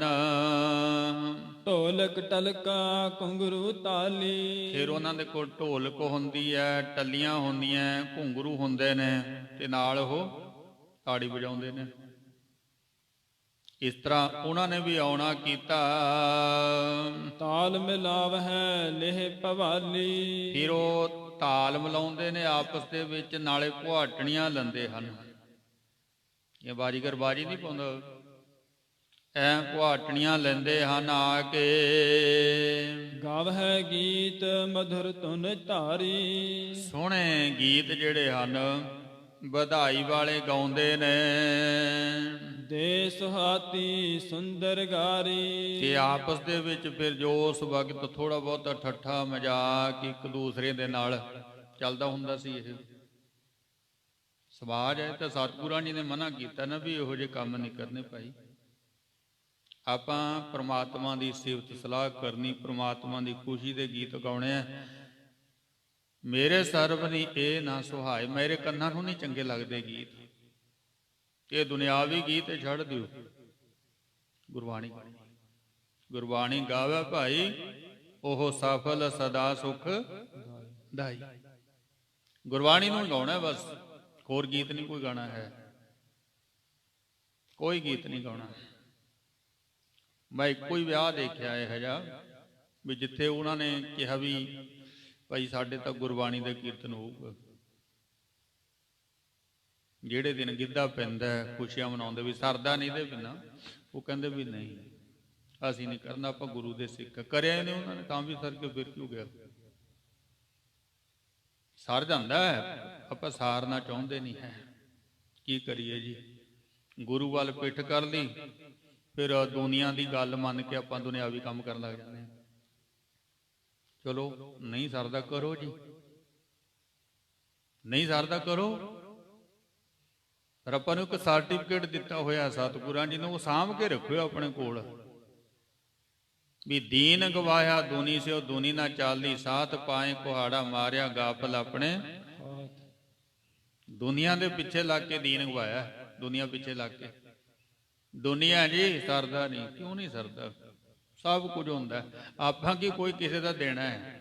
ਜਾਂ ਫਿਰ ਵੋਟਾਂ 'ਚ ਕੱਢਣਾ ਵੀ ਲੋਕ ਵੋਟਾਂ ਨਹੀਂ ਪਾਉਣਗੇ, ਆਪਣਾ ਕੰਮ ਹੈ, ਜਿਵੇਂ ਮਰਜ਼ੀ ਕਰ ਲਓ। ਕੋਈ ਕੁਝ ਨਹੀਂ ਕਹਿੰਦਾ ਹੈ ਇਹ ਸਾਡਾ ਭੁਲੇਖਾ ਹੈ, ਸਾਡਾ ਭਰਮ ਹੈ। ਇਹ ਸਭ ਕੁਝ ਹੋ ਸਕਦਾ ਜੇ ਨੀਅਤ ਸਾਡੀ ਸਾਫ਼ ਹੋਵੇ। ਪਾਤਸ਼ਾਹ ਜੀ ਨੇ ਕਿਹਾ ਵੀ ਇਹ ਕੰਮ ਆਪਾਂ ਨੇ ਨਹੀਂ ਕਰਨਾ, ਰੋਕਤਾ। ਹੁਣ ਸ੍ਰੀ ਗੁਰੂ ਗ੍ਰੰਥ ਸਾਹਿਬ ਮਹਾਰਾਜ ਜੀ ਦੀ ਬਾਣੀ ਦੇ ਕਿੰਨੇ ਪਾਠ ਹੁੰਦੇ ਆ, ਪਰ ਆਪਾਂ ਸੁਣਦੇ ਨਹੀਂ ਹੈ, ਸੁਣਦੇ ਨਹੀਂ ਨਾ ਹੈ। ਜੇ ਸੁਣੀਏ ਤੇ ਫਿਰ ਆਪਾਂ ਨੂੰ ਪਤਾ ਚੱਲੇ ਵੀ ਬਾਣੀ ਕਹਿੰਦੀ ਕੀ ਹੈ। ਮੈਂ 2 ਵਾਰ ਸੰਥਿਆ ਕਰਾਤੀ ਤੇ ਉਹ ਕੋਲ ਬੈਠਿਆ, ਮੈਨੂੰ ਪੁੱਛੇ, ਕਹਿੰਦਾ ਜੀ ਆਪਣੇ ਦਿਨਾਂ ਦਾ ਵਹਿਮ ਹੈਗਾ? ਮੈਂ ਕਿਹਾ 2 ਵਾਰੀ ਸੰਥਿਆ ਹੋ ਗਈ ਤੇਰੀ ਅਰਥਾਂ ਦੇ ਸਮੇਤ, ਤੇ ਤੈਨੂੰ ਹਾਲੇ ਤੱਕ ਇਹ ਨਹੀਂ ਪਤਾ ਲੱਗਿਆ ਵੀ ਇਹ ਦਿਨ ਮਹੀਨੇ ਥਿੱਤਾਂ ਵਾਰਾਂ ਕੀ ਨੇ? ਤੈਨੂੰ ਪਤਾ ਨਹੀਂ ਕਿ ਗੁਰੂ ਨੇ ਕੀ? ਬਸ ਕਬੀਰ ਸਾਚਾ ਸਤਿਗੁਰ ਕਿਆ ਕਰੇ, ਜਾਓ ਸਿੱਖਾਂ ਮੈਂ ਚੂਕ, ਅੰਧੇ ਇੱਕ ਨਾ ਲਾਗੀ ਜਿਉ ਬਾਂਸ ਵਜਾਈਏ ਫੂਕ। ਹੁਣ ਭੂਕ ਦੇ ਵਿੱਚ ਦੀ ਫੂਕ ਮਾਰੀ, ਉਹਦੇ ਵਿੱਚ ਥੋੜੀ ਖਲੋਣੀ ਹੈ, ਉਹ ਤਾਂ ਪਰਲੇ ਪਾਸੇ ਗਈ। ਉਹ ਹਾਲ ਬਾਬਾ ਕਬੀਰ ਕਹਿੰਦਾ ਸਿੱਖਾਂ ਦਾ ਵੀ ਸੱਜੇ ਕੰਨ ਰਾਹੀਂ ਗੱਲ ਸੁਣਨੀ, ਖੱਬੇ ਰਾਹੀਂ ਕੱਢ ਦੇਣੀ, ਖੱਬੇ ਸੁਣਨੀ ਸੱਜੇ ਰਾਹੀਂ ਕੱਢ ਦੇਣੀ, ਅੰਦਰ ਤਾਂ ਜਾਣ ਨਹੀਂ ਦੇਣੀ। 2 ਵਾਰ ਅਰਥਾਂ ਸਮੇਤ ਸੰਥਿਆ ਹੋਣ ਤੋਂ ਬਾਅਦ ਵੀ ਬੰਦਾ ਪੁੱਛਦਾ ਵੀ ਆਪਣੇ ਦਿਨ ਮੰਨੇ ਜਾਂਦੇ ਨੇ ਜੀ? ਕੋਈ ਵਹਿਮ ਭਰਮ ਹੁੰਦਾ? ਵੇਖੋ ਤੂੰ ਦਿਨਾਂ ਦਾ ਪੁੱਛਦਾ, ਸਾਡੇ ਕੋਈ ਵਹਿਮ ਭਰਮ ਹੈ ਹੀ ਨਹੀਂ, ਕੋਈ ਵੀ ਨਹੀਂ ਹੈ ਕਿਸੇ ਵੀ ਤਰ੍ਹਾਂ ਦਾ, ਨਾ ਜੰਮਣ ਦਾ ਨਾ ਮਰਨ ਦਾ, ਇੱਥੇ ਕੋਈ ਨਹੀਂ ਵਹਿਮ ਹੈ ਨਾ। ਕਿਉਂਕਿ ਹਰ ਇੱਕ ਦਿਨ ਦੀ ਸ਼ੁਰੂਆਤ ਸੂਰਜ ਚੜ੍ਹਨ ਦੇ ਨਾਲ ਹੁੰਦੀ ਹੈ, ਕਿ ਸੂਰਜ ਇੱਕੋ ਹੈ ਤੇ ਸੂਰਜ ਬਦਲਦਾ ਨਹੀਂ। ਜੇ ਦਿਨ ਸੂਰਜ ਬਦਲੇਗਾ, ਦਿਨ ਬਦਲੇਗਾ, ਫਿਰ ਤੁਸੀਂ ਅਗਲੀ ਗੱਲ ਕਰ ਲਿਓ, ਫਿਰ ਕਰ ਲਿਓ ਆਪਣੀ ਅਗਲੀ ਗੱਲ। ਪਰ ਜਦੋਂ ਸੂਰਜ ਇੱਕੋ ਰੁੱਤ ਹਨੇਕ, ਨਾਨਕ ਕਰਤੇ ਕੇ ਕੇਤੇ ਵੇਸ, ਫਿਰ ਨਾਲੇ ਪਤਾ ਵੀ ਸੂਰਜ ਇੱਕੋ ਹੀ ਹੈ, ਤੇ ਫਿਰ ਆਪਾਂ ਝਗੜਿਆਂ 'ਚ ਪਏ ਹੋਏ ਹਾਂ, ਵਹਿਮਾਂ ਭਰਮਾਂ ਦੇ ਵਿੱਚ ਪਏ ਹੋਏ ਹਾਂ। ਗੁਰਮੁਖੋ ਇਹਨਾਂ ਗੱਲਾਂ 'ਚੋਂ ਨਿਕਲੋ, ਕੁਝ ਨਹੀਂ ਹੈ। ਬਾਣੀ ਪੜ੍ਹੋ, ਬਾਣੀ ਸੁਣੋ। ਗੁਰੂ ਪਾਤਸ਼ਾਹ ਜੀ ਨੇ ਅਲਾਣੀਆਂ ਉਚਾਰਨ ਕੀਤੀਆਂ, ਅਲਾਣੀਆਂ ਵੀ ਜੇ ਤੁਹਾਡੇ ਘਰ ਦੇ ਵਿੱਚ ਮੌਤ ਹੋ ਜੇ, ਤੁਸੀਂ ਰੋਣਾ ਨਹੀਂ, ਤੁਸੀਂ ਪਿੱਟ ਸਿਆਪੇ ਨਹੀਂ ਕਰਨੇ ਸਿੱਖੋ, ਅਲਾਣੀਆਂ ਦਾ ਪਾਠ ਕਰਨਾ ਹੈ। ਬੈਰਾਗ ਪੈਦਾ ਹੋਊਗਾ, ਆਨੰਦ ਬਣੂਗਾ, ਸੱਚ ਦੀ ਸਮਝ ਆਊਗੀ, ਆਪਣੇ ਆਪ ਹੀ ਅੰਦਰੋਂ ਅਰਦਾਸ ਨਿਕਲੂਗੀ, ਤੇਰਾ ਕੀਆ ਮੀਠਾ ਲੱਗੈ ਹਰ ਨਾਮ ਪਦਾਰਥ ਨਾਨਕ ਮਾਨ। ਫੇਰ ਸਤਿਗੁਰਾਂ ਜੀ ਨੇ ਨਾਲ ਹੀ ਘੋੜੀਆਂ ਗਾਈਆਂ। ਬੜਹੰਸ ਰਾਗ ਦੇ ਅੰਦਰ ਘੋੜੀਆਂ ਇਹ ਕਾਦੇ ਵਾਸਤੇ ਰਚੀਆਂ? ਗੁਰਮੁਖੋਂ ਮੱਥਾ ਟੇਕਣ ਨੂੰ ਥੋੜੀ ਰਚੀਆਂ ਵੀ ਇਹਨੂੰ ਮੱਥਾ ਟੇਕੀ ਜਾਇਆ ਕਰੋ। ਪਾਤਸ਼ਾਹ ਜੀ ਕਹਿੰਦੇ ਜਦੋਂ ਤੇਰੇ ਘਰ ਦੇ ਵਿੱਚ ਖੁਸ਼ੀ ਹੈ ਨਾ, ਆ ਘੋੜੀਆਂ ਗਾ ਲਿਆ ਕਰ, ਗੱਜ ਕੇ ਆਖੋ ਸਤਨਾਮ ਸ੍ਰੀ ਵਾਹਿਗੁਰੂ। ਹੁਣ ਸਾਨੂੰ ਕਲਾਕਾਰਾਂ ਦਾ ਸਾਰਿਆਂ ਦਾ ਪਤਾ ਹੈ, ਇਹ ਵੀ ਪਤਾ ਵੀ ਵਿਆਹ ਦੇ ਵਿੱਚ ਕਿਹੜਾ ਲਵਾਉਣਾ, ਪਹਿਲੇ ਬੁੱਕ ਹੈ। ਪਰ ਆਹ ਪਤਾ ਵੀ ਘੋੜੀਆਂ ਵੀ ਕਈਆਂ ਗੁਰੂ ਜੀ ਨੇ ਵੀ ਆ ਵੀ ਗਾਉਣੀਆਂ ਨੇ ਨਾ। ਆ ਜਦੋਂ ਆਪਾਂ ਇੱਥੇ ਆ ਗਏ ਨਾ, ਆਪਣਾ ਸਿਸਟਮ ਸਾਰਾ ਬਦਲ ਜੂਗਾ, ਸਾਰਾ 1 ਸੈਕਿੰਡ ਦੇ ਵਿੱਚ। ਮੈਂ ਕਹਿੰਦਾ ਹੈ ਵੀ ਆਪਾਂ ਤਾਂ ਆ ਜਿਹੜਾ ਗੁਰਦੁਆਰਾ ਐਡਾ ਵੱਡਾ ਬਣਾਇਆ ਨਾ, ਕਹਿੰਦੇ ਆਪਾਂ ਵੀ ਦੁੱਖ ਸੁੱਖ ਦੇ ਵਿੱਚ ਕੰਮ ਆਊਗਾ, ਪਰ ਕਿਸੇ ਸੁੱਖ ਦੇ ਵਿੱਚ ਕੰਮ ਆਇਆ ਇਹ? ਕਦੇ ਵੀ ਨਹੀਂ। ਦੁੱਖ 'ਚ ਕੰਮ ਆਉਂਦਾ ਇਹ। ਬਾਪੂ ਮਰ ਗਿਆ, ਬੇਬੇ ਮਰ ਗਈ, ਭੋਗ ਪਾਵਾਂਗੇ, ਗੱਜ ਕੇ ਆਖੋ ਸਤਨਾਮ। ਦੁੱਖ 'ਚ ਕੰਮ ਆਊਗਾ। ਕਦੇ ਵਿਆਹ ਕੀਤਾ ਗੁਰਦੁਆਰੇ ਕਿਸੇ ਨੇ? ਸੁੱਖ ਦੇ ਵਿੱਚ ਲਿਆ ਕਦੇ ਕੰਮ? ਨਾ, ਸੁੱਖ ਦੇ ਵਿੱਚ ਕੰਮ ਹੈ, ਫਿਰ ਪੈਲਸ ਬੁੱਕ ਨੇ। ਪਰ ਜੇ ਕਿਤੇ ਵਿਆਹ ਇੱਥੇ ਕਰੋ ਨਾ, ਅੱਧੇ ਖਰਚੇ 'ਚ ਸਰ ਜੂਗਾ। ਨਾਲੇ ਆ ਜਿਹੜਾ ਲਾਣਾ ਆਲੇ ਦੁਆਲੇ ਬੈਠਿਆ ਨਾ, ਰੁੱਸਣ ਵਾਲਾ, ਇਹਨਾਂ ਨੇ ਆਉਣਾ ਹੀ ਨਹੀਂ ਗੁਰਦੁਆਰੇ। ਆਉਂਦੇ ਨਹੀਂ, ਇਹ ਆਉਂਦੇ ਨਹੀਂ, ਆਉਣਗੇ ਨਹੀਂ, ਤੁਹਾਡਾ ਖਹਿੜਾ ਛੁੱਟ ਜੂਗਾ। ਪਰ ਅਸੀਂ ਕਹਿੰਦੇ ਹਾਂ ਵੀ ਨਾ, ਭੋਗ ਹੀ ਬੇਬੇ ਦਾ ਪਾਉਣਾ ਗੁਰਦੁਆਰੇ। ਗੁਰਮੁਖੋ ਵਿਆਹ ਕਰੋ ਗੁਰਦੁਆਰੇ ਵਿੱਚ, ਬਚ ਜਾਓਗੇ। ਨਾ ਕੋਈ ਮੀਟ, ਨਾ ਕੋਈ ਸ਼ਰਾਬ, ਨਾ ਕੋਈ ਨੱਚਣ, ਨਾ ਕੋਈ ਗਾਉਣ, ਬਚ ਜਾਓਗੇ। ਨਾਲੇ ਗੁਰੂ ਦੀਆਂ ਖੁਸ਼ੀਆਂ ਮਿਲਣਗੀਆਂ, ਗੁਰੂ ਦੀ ਖੁਸ਼ੀ ਮਿਲੂਗੀ। ਪਰ ਆਪਾਂ ਗੁਰੂ ਨੂੰ ਛੱਡ ਕੇ ਉੱਥੇ ਜਾ ਰਹੇ ਹਾਂ, ਤੇ ਹੁਣ ਗੁਰੂ ਨੂੰ ਛੱਡ ਕੇ ਫਿਰਦੇ ਜੀ। ਇੰਨੇ ਸਾਲ ਹੋ ਗਏ ਜੀ, ਵਿਆਹ ਨੂੰ ਬੱਚਾ ਨਹੀਂ ਹੋਇਆ। ਭਲੇ ਉਹਨੂੰ ਤਾਂ 8 ਦਿਨ ਪਹਿਲਾਂ ਹੀ ਘਰੋਂ ਵਿਦਾ ਕਰਤਾ ਸੀ, ਸੁਖਮਨੀ ਸਾਹਿਬ ਪੜ੍ਹ ਕੇ, ਸੁਖਮਨੀ ਸਾਹਿਬ ਪੜ੍ਹ ਕੇ, ਸਹਿਜ ਪਾਠ ਕਰਕੇ ਵੀ ਬਾਬਾ ਜੀ ਤੁਸੀਂ ਜਾਓ, ਹੁਣ ਰਿਸ਼ਤੇਦਾਰ ਆਉਣੇ ਆ। ਹੁਣ ਰਿਸ਼ਤੇਦਾਰਾਂ ਨੂੰ ਕਹੋ ਵੀ ਅਰਦਾਸ ਕਰਨਗੇ, ਗੱਜ ਕੇ ਆਖੋ ਸਤਿਨਾਮ ਸ੍ਰੀ ਵਾਹਿਗੁਰੂ। ਹੁਣ ਉਹਨਾਂ ਨੂੰ ਕਹੋ ਵੀ ਕਰੋ ਜੀ ਬੱਚੇ ਦੀ ਅਰਦਾਸ। ਹੁਣ ਖਾਇਆ ਪੀਆ ਤੁਸੀਂ ਬੱਚੇ ਦੇ ਵਿਆਹ ਦੇ ਵਿੱਚ, ਆ ਜਾਓ ਹੁਣ ਅਰਦਾਸ ਤਾਂ ਕਰੋ। ਪਤਾ ਕਿੰਨੇ ਮੁਰਗੇ ਵੱਢੇ ਗਏ, ਕਿੰਨੇ ਬੱਕਰੇ ਵੱਢੇ ਗਏ, ਕਿੰਨੀਆਂ ਬੇਟੀਆਂ ਲੱਗੀਆਂ ਜਰਾਬ ਦੀਆਂ। ਇਹ ਪਾਪ ਨਹੀਂ ਹੈ। ਇਹ ਖੁਸ਼ੀ ਦੇ ਵਕਤ ਕੀਤਾ ਹੋਇਆ ਪਾਪ। ਗੁਰਮੁਖੋ ਫਿਰ ਆਪਾਂ ਸੁੱਖ ਕਿੱਥੋਂ ਭਾਲਦੇ ਹਾਂ? ਆਓ ਜੇ ਸੁੱਖ ਲੈਣਾ ਗੁਰੂ ਦੇ ਕੋਲ, ਖੁਸ਼ੀਆਂ ਗੁਰੂ ਦੇ ਨਾਲ। ਘੋੜੀਆਂ ਗਾਈਆਂ ਮੇਰੇ ਪਾਤਸ਼ਾਹ ਜੀ ਨੇ, ਕਹਿੰਦੇ ਆ ਜਾਓ ਘੋੜੀਆਂ ਗਾਈਏ ਆਪਾਂ। ਜੇ ਤੇਰੇ ਘਰ 'ਚ ਖੁਸ਼ੀ ਹੈ ਨਾ, ਆਪਾਂ ਘੋੜੀਆਂ ਗਾਉਣੀਆਂ। ਘੋੜੀਆਂ ਗਾ ਰਹੇ ਹਾਂ ਸਤਿਗੁਰੂ ਜੀ, ਸੋਹਣਾ ਪੜੋ। ਇਸ ਕਰਕੇ ਇਹ ਗੁਰੂ ਪਾਤਸ਼ਾਹ ਜੀ ਨੇ ਮਨਾ ਕਰਤਾ ਵੀ ਇਹੋ ਜਿਹੇ ਕੰਮ ਆਪਾਂ ਨਹੀਂ ਕਰਨੇ ਭਾਈ, ਨਾ ਇਹ ਕੰਮ ਨਹੀਂ ਕਰਨੇ। ਸੋ ਆ ਰਹੇ ਨੇ ਸਾਰੇ, ਤੇ ਪਿਤਾ ਕਾਲੂ ਜੀ ਕਿਸੇ ਨੂੰ ਘਰੋਂ ਖਾਲੀ ਨਹੀਂ ਮੋੜਦੇ। ਸਿਆਣੇ ਨੇ, ਪਰਿਵਾਰ ਵੱਡਾ ਹੈ, ਸਿਆਣਾ ਹੈ, ਅਮੀਰ ਵੀ ਹੈ, ਰਾਏ ਬਲਾਰ ਦੇ ਨਾਲ ਸਾਂਝ ਹੈ, ਕਮੀ ਵੀ ਕੋਈ ਨਹੀਂ ਹੈ, ਸਭ ਨੂੰ ਦੇ ਰਹੇ ਹਨ। ਕਾਲੂ ਆਲੈ ਮੰਗਲ ਸਾਜੇ, ਐਸੇ ਮੰਗਲ ਹੋਏ ਪਿਤਾ ਕਾਲੂ ਜੀ ਦੇ ਘਰੇ। ਦਰ ਪਰ ਲਗ ਨਿਸ਼ਾਨ ਸ਼ੁਭ ਬਾਜੇ, ਸੋਹਣੀਆਂ ਛੋਟੀਆਂ ਛੋਟੀਆਂ ਝੰਡੀਆਂ ਘਰ ਦੇ ਉੱਤੇ ਲਾਈਆਂ ਗਈਆਂ। ਢਾਡੀ ਭਾਟ ਜੋ ਮੰਗਨ ਹਾਰੇ, ਜਿਹੜੇ ਢਾਡੀ ਨੇ, ਭੱਟ ਨੇ, ਮੰਗਣ ਵਾਲੇ। ਪਾਏ ਦਰਬ ਕੋ ਗੁਣਨ ਉਚਾਰੇ, ਪਿਤਾ ਜੀ ਨੇ ਕਿਹਾ ਵੀ ਕੋਈ ਖਾਲੀ ਨਾ ਜਾਵੇ ਭਾਈ, ਸਭ ਨੂੰ ਮਾਇਆ ਦਿੱਤੀ ਜਾਂਦੀ। ਮਾਇਆ ਮਿਲ ਗਈ ਤੇ ਫਿਰ ਉਹ ਗੁਣ ਗਾਉਂਦੇ ਜਾਂਦੇ ਹਨ। ਨਰ ਨਾਰੀ ਬਹੁ ਦੇਤ ਵਧਾਈ, ਪੂਰਾ ਪਿੰਡ ਇਕੱਠਾ ਹੋਇਆ, ਬਣੀ ਹੋਈ ਸੀ, ਤੇ ਸਾਰੀਆਂ ਬੀਬੀਆਂ ਆ ਕੇ ਵਧਾਈਆਂ ਦੇਣੀਆਂ। ਦਰ ਪਰ ਭੀੜ ਭਰੀ ਅਧਿਕਾਈ, ਵਾਹ ਵਾਹ ਭੀੜ ਹੋਈ ਹੈ ਸਤਿਗੁਰਾਂ ਜੀ ਦੇ ਘਰ ਤੇ।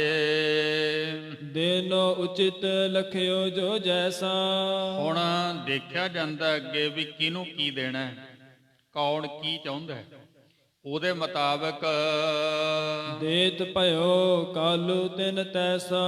ਕਾਲੂ ਜੀ ਪੁੱਛ ਕੇ ਦਿੰਦੇ ਵੀ ਤੈਨੂੰ ਚਾਹੀਦਾ ਕੀ ਹੈ। ਕੱਪੜਾ ਚਾਹੀਦਾ ਕੱਪੜਾ ਲੈ ਜਾ, ਜੁੱਤੀ ਚਾਹੀਦੀ ਜੁੱਤੀ ਲੈ ਜਾ, ਧਨ ਚਾਹੀਦਾ ਭਾਈ ਧਨ ਲੈ ਜਾ, ਰਸਦ ਚਾਹੀਦੀ ਰਸਦ, ਜੋ ਚਾਹੀਦਾ ਲੈ ਜਾ। ਜਿਹਨੂੰ ਜਿਹੜੀ ਲੋੜ ਹੈ ਉਹਦੀ ਪੂਰੀ ਕਰਦੇ। ਐਸਾ ਦਾਨ ਦਿੱਤਾ ਗਿਆ। ਦੋਹਰਾ ਕਾਲੂ ਤਬ ਸਭ ਵਿਧ ਕਰੀ, ਜੋ ਬੇਦੀ ਕੁਲ ਰੀਤ। ਇਸ ਤਰ੍ਹਾਂ ਸਤਿਗੁਰਾਂ ਜੀ ਦੇ ਪਿਤਾ ਜੀ ਜਿਹੜੀ ਕੁਲ ਦੀ ਰੀਤ ਹੈ ਬੇਦੀਆਂ ਦੀ, ਉਹਦੇ ਮੁਤਾਬਕ ਕਰ ਰਹੇ ਹਨ। ਨਰ ਨਾਰੀ ਕੀਰਤ ਕਰਤ, ਪੁਰ ਮਹਿ ਪਰਮ ਪੁਨੀਤ।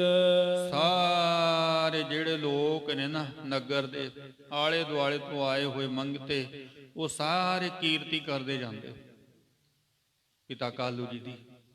ਆਪਸ ਦੇ ਵਿੱਚ ਗੱਲਾਂ ਕਰਦੇ, ਜਿੱਥੇ ਵੀ ਜਾਂਦੇ ਉੱਥੇ ਜਾ ਕੇ ਕਹਿੰਦੇ ਹਨ। ਚੌਪਈ ਬਹੁਤ ਨਾੜ ਕੇ ਸੁਤ ਜਨਮਾਹੀ। ਕੀ ਕਹਿੰਦੇ? ਕਹਿੰਦੇ ਵੀ ਵੱਡੇ ਵੱਡੇ ਅਮੀਰ ਘਰਾਂ ਦੇ ਵਿੱਚ ਪੁੱਤਰ ਜਨਮ ਲੈਂਦੇ ਨੇ, ਅਸ ਉਤਸਵ ਕੀਨੋ ਕਿਸ ਨਾਹੀ। ਪਰ ਇਹੋ ਜੀ ਖੁਸ਼ੀ ਨਹੀਂ ਕਿਸੇ ਨੇ ਮਨਾਈ, ਗੱਜ ਕੇ ਆਖੋ ਸਤਿਨਾਮ ਸ੍ਰੀ ਵਾਹਿਗੁਰੂ। ਗੁਰੂ ਨਾਨਕ ਸਾਹਿਬ ਜੀ ਦੇ ਪ੍ਰਕਾਸ਼ ਪੁਰਬ ਤੇ ਸਾਰਾ ਸੰਸਾਰ ਖੁਸ਼ੀ ਮਨਾਉਂਦਾ ਹੈ। ਸਾਰਾ ਸੰਸਾਰ ਹੈ, ਕਿਸੇ ਘਰ ਦੇ ਵਿੱਚ ਐਸਾ ਨਹੀਂ। ਸਿਰਫ ਗੁਰੂ ਨਾਨਕ ਦੇ ਘਰ ਦੀ ਇਹ ਵਡਿਆਈ ਹੈ ਵੀ ਸਾਰਾ ਸੰਸਾਰ ਖੁਸ਼ੀ ਮਨਾਉਂਦਾ ਹੈ। ਸਾਰੀਆਂ ਥਾਵਾਂ ਤੇ ਗੁਰੂ ਨਾਨਕ ਸਾਹਿਬ ਜੀ ਦਾ ਪ੍ਰਕਾਸ਼ ਪੁਰਬ ਮਨਾਇਆ ਜਾਂਦਾ। ਆਪਾਂ ਨੇ ਹੁਣ ਪਿੱਛੇ 550 ਸਾਲੇ ਤੇ ਵੇਖਿਆ ਹੀ ਆ ਵੀ ਸੰਗਤਾਂ ਦੇ ਵਿੱਚ ਕਿੰਨਾ ਚਾਅ, ਕਿੰਨਾ ਉਤਸ਼ਾਹ। ਦੇਖਿਆ ਨਾ ਕਿ ਇਹ ਗੁਰੂ ਨਾਨਕ ਸਾਹਿਬ ਜੀ ਦੀ ਵਡਿਆਈ ਹੈ।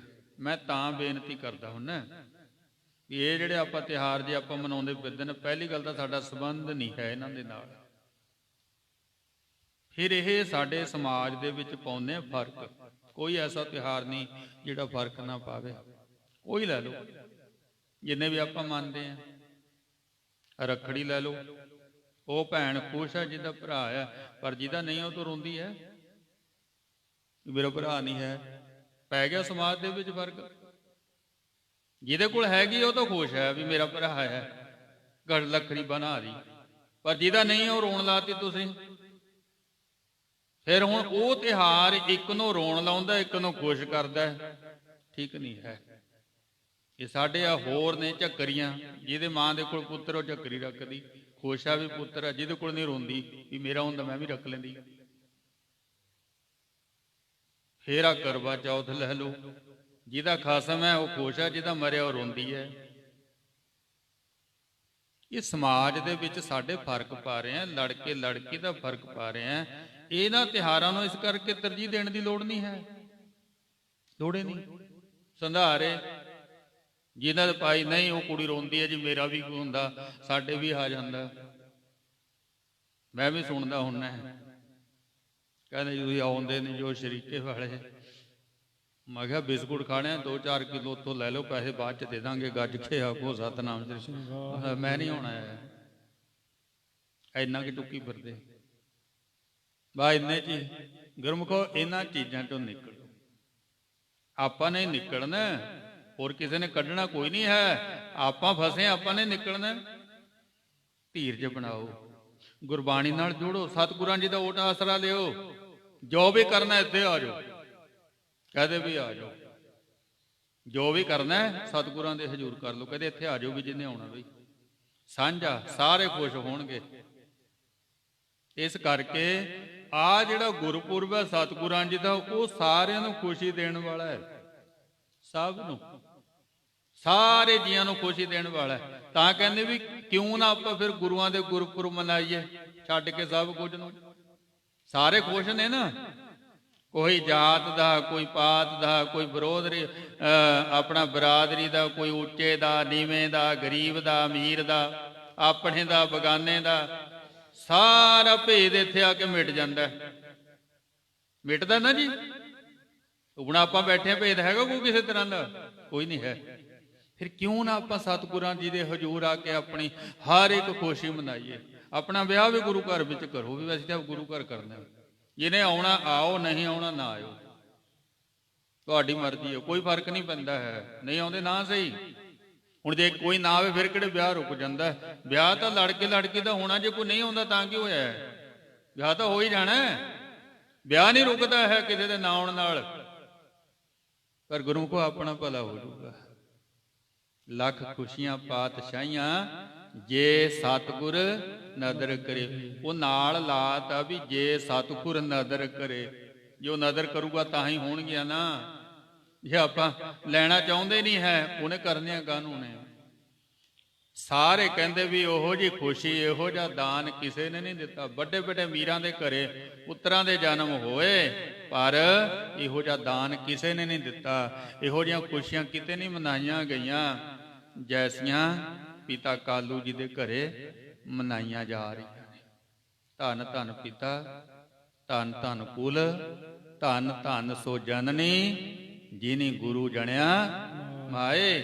ਧੰਨ ਗੁਰੂ ਰਾਮਦਾਸ ਜੀ ਮਹਾਰਾਜ ਕਹਿੰਦੇ ਉਹ ਪਿਤਾ ਧਨਤਾ ਦੇ ਯੋਗ ਹੈ। ਪਿਤਾ ਕਾਲੂ ਬਾਈ ਉਹਨਾਂ ਦੀ ਕੁਲ ਬੇਦੀਆਂ ਦੀ ਧਨਤਾ ਦੇ ਯੋਗ ਹੋ ਗਈ। ਉਹ ਮਾਤਾ ਤ੍ਰਿਪਤਾ ਧਨਤਾ ਦੇ ਯੋਗ ਹੋ ਗਈ, ਜਿਨੇ ਗੁਰੂ ਜਣਿਆ ਮਾਏ। ਸੋ ਐਸੀਆਂ ਖੁਸ਼ੀਆਂ ਰਾਏ ਭੋਏ ਦੀ ਤਲਵੰਡੀ ਦੇ ਵਿੱਚ ਮਨਾਈਆਂ ਜਾ ਰਹੀਆਂ ਨੇ। ਸਿਰਫ ਹਰਦਿਆਲ ਪੰਡਤ ਜੀ ਦੀ ਭਾਵਨਾ ਬਣੀ, ਦੌਲਤਾਂ ਦਾਈ ਦੀ ਭਾਵਨਾ ਬਣੀ ਹੋਈ ਹੈ। ਬਾਕੀ ਹਲੇ ਕਿਸੇ ਨੂੰ ਕੁਝ ਨਹੀਂ ਪਤਾ। ਬਸ ਇੰਨਾ ਹੀ ਆ ਵੀ ਪੁੱਤਰ ਜਨਮਿਆ ਤੇ ਖੁਸ਼ੀ ਮਨਾਈ ਜਾ ਰਹੀ। ਇਸ ਤੋਂ ਅਗਲਾ ਪ੍ਰਕਰਨ ਅਗਲੀ ਕਥਾ ਵਿੱਚ ਸਰਵਣ ਕਰਾਂਗੇ। ਹੋਈਆਂ ਭੁੱਲਾਂ ਦੀ ਖਿਮਾ। ਵਾਹਿਗੁਰੂ ਜੀ ਕਾ ਖਾਲਸਾ, ਵਾਹਿਗੁਰੂ ਜੀ ਕੀ ਫਤਿਹ। ਅਚੁੱਤ ਹੈ ਬ੍ਰਹਮ ਅਬਨਾਸੀ ਅਘਨਾਸ ਹੇ ਪੂਰਨ ਹੈ ਸਰਬ ਮੈਂ ਦੁਖ ਭੰਜਨ ਗੁਣ ਤਾਸ ਹੇ ਸੰਗੀ ਹੈ ਨਿਰੰਕਾਰ ਹੈ ਨਿਰਗੁਣ ਸਭ ਟੇਕ ਹੇ ਗੋਬਿੰਦ ਹੈ ਗੁਣ ਨਿਧਾਨ ਜਾ ਕੈ ਸਦਾ ਵਿਵੇਕ ਹੇ ਅਪਰੰਪਰ ਹਰ ਹਰੇ ਹਾਇ ਪੀ ਹੋਵਨ ਹਾਰ ਹੇ ਸੰਤਹਿ ਕੈ ਸਦਾ ਸੰਗ ਨਿਧਾਰਾ ਆਧਾਰ ਹੇ ਠਾਕੁਰ ਹਾਂ ਦਾਸਰੋ ਮੈਂ ਨਿਰਗੁਣ ਗੁਣ ਨਹੀਂ ਕੋਏ ਨਾਨਕ ਦੀਜੈ ਨਾਮ ਦਾਨ ਰਾਖੋ ਹਿਐ ਪਰੋਏ ਆਏ ਪ੍ਰਭ ਸਰਣਾਗਤੀ ਕਿਰਪਾ ਨਿਤ ਦਇਆਲ ਏਕ ਅੱਖਰ ਹਰ ਮਨ ਵਸਤ ਨਾਨਕ ਹੋਤ ਨਿਹਾਲ ਵਾਹਿਗੁਰੂ ਨਾਮ ਜਹਾਜ ਹੈ ਚੜੇ ਸੋ ਤਰੇ ਪਾਰ ਜੋ ਸ਼ਰਧਾ ਕਰ ਸੇਵੰਦੇ ਗੁਰ ਪਾਰ ਉਤਾਰਨ ਹਾਰ ਵਾਹਿਗੁਰੂ ਨਾਮ ਜਹਾਜ ਹੈ ਚੜੇ ਸੋ ਤਰੇ ਪਾਰ ਜੋ ਸ਼ਰਧਾ ਕਰ ਸੇਵੰਦੇ ਗੁਰ ਪਾਰ ਉਤਾਰਨ ਹਾਰ ਵਾਹਿਗੁਰੂ ਜੀ ਕਾ ਖਾਲਸਾ ਵਾਹਿਗੁਰੂ ਜੀ ਕੀ ਫਤਿਹ। ਵਾਹਿਗੁਰੂ ਜੀ। ਸੋਹਿਲਾ ਰਾਗ ਗੌੜੀ ਦੀਪ ਕੀ ਮਹੱਲਾ ਪਹਿਲਾ। ਇੱਕ ਓੰਕਾਰ ਸਤਿਗੁਰ ਪ੍ਰਸਾਦ। ਜੈ ਘਰ ਕੀਰਤ ਆਖੀਐ ਕਰਤੇ ਕਾ ਹੋਏ ਵਿਚਾਰੋ।